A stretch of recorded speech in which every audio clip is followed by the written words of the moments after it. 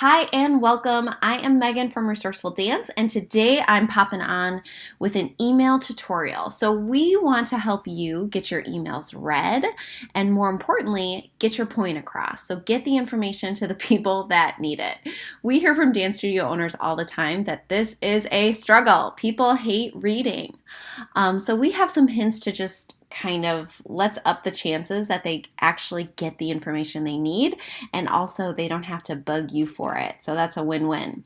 So the first thing we're going to do is I'm in MailChimp, but these hints I'm going to give you today, they work no matter what your email provider is. So, and this is, we're going to kind of assume today that we are talking to your current customers. So we're talking to your current people, they're already on your list, you don't have to convince them of anything. And let's just say you're making an announcement about your new program. So your summer schedule is out and you want people to register. So the first thing you're going to note here is I like using images because right off the bat, it's super visual and your image can just help them to understand, okay, what is the main idea? So before you start doing anything, you need to know what the goal of your email is. What is the most important aspect? So today, the most important part of this email that I'm writing is that I want people to register for summer classes. Summer registration is open. So an image just kind of enables them to quickly look at it and understand, all right, that's the main idea. I made this image in Canva. One thing I do recommend is that based on your email provider, do a quick search in Google and just say recommended image size for MailChimp or for Constant Contact or whatever it is you're using. And then in Canva, you can use custom dimensions to get that image perfect. Because what this means is this image looks nice and sharp and it doesn't look pixely or blurry, okay? And MailChimp is awesome because it kind of automatically is mobile friendly, so it'll resize this when we get on a mobile device, which is also super important. So I have an image right off the bat. The next thing that we're going to recommend you use is headlines. Registration for our summer program is open. So if someone quickly glances at this email, they right off the bat, they know the main idea. They've got it. So even if they don't get to read these next couple of paragraphs, the headline tells your main idea. Now, the second tip I have is when you go to write your copy, so that's all the stuff on the inside here. Again, what's the main idea? Registration is open. We want people to go to our website to check out our summer schedule. So have that first sentence be the most important part of this email. Have you had a chance to check out our awesome lineup of summer options? So if that people didn't read any further, they would know that your summer programs are open and you know that the link to those summer programs is right here. The rest of this stuff, summer is a great time. If they don't read anything else, okay, they've already gotten the main idea.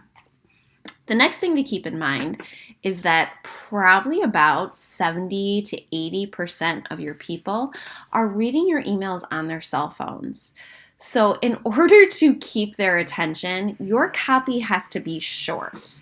So back in the day, I used to agonize over my email newsletter like hours and hours and write just glorious paragraphs of information. That is silly. Don't waste your time. Write a couple short paragraphs. I like to stick to 1 to 3 sentences in a paragraph, short sentences, and the more concise you can be, the better. You don't want it coming off as cold, but you just want to kind of eliminate what you don't need and just keep it to the the core of the point you're trying to get across.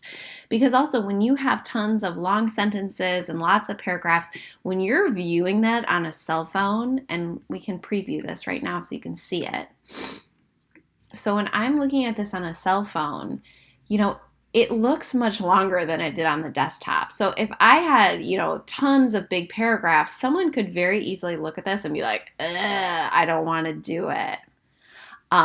So 1 to 3 sentences in your paragraphs, short sentences, and that first line of your email should be the main point.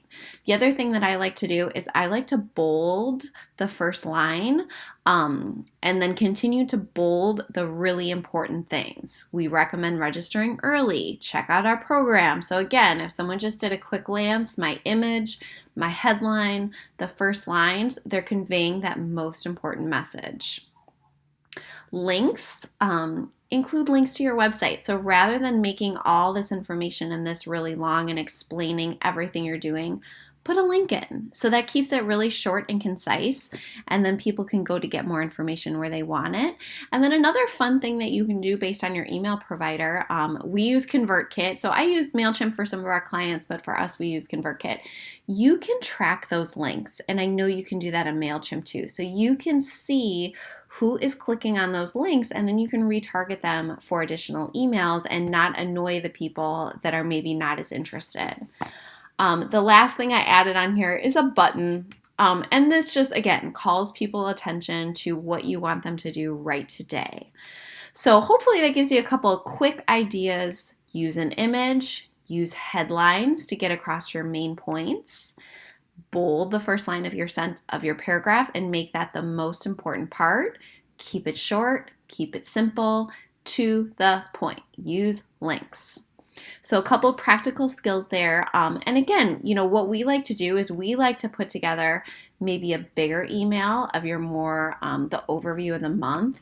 And then as your events happen, breaking them down into smaller chunks, because I think people are much more likely to take in a smaller email than something that goes, oh, this is so long, I can't handle it. Too much information. So break it up, keep it short.